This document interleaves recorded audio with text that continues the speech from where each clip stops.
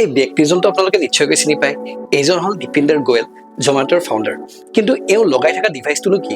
এই ডিভাইচটোৰ নাম হ'ল টেম্পল। এই ডিভাইচটো হ'ল এটা মিনিয়েচাৰ MRI ডিভাইচ। এই ডিভাইচটোৱে মেজাৰ কৰে ব্ৰেইনৰ চেৰিব্ৰেল ব্লাড ফ্ল'।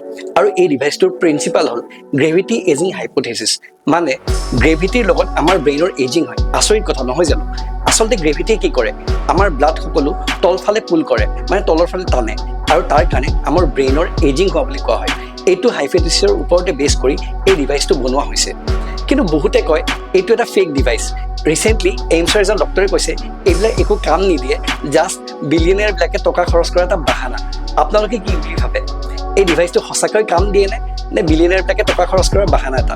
আৰু এটা কথা, এই ডিভাইচটোৱে আপোনাৰ ব্ৰেইনৰ এজ হোৱাটো ৰেষ্ট্ৰিক্ট নকৰে, আপোনাৰ এজ কিমান হৈছে সেইটোহে দৰ্শায়। বুজি পালে নহয় জানো?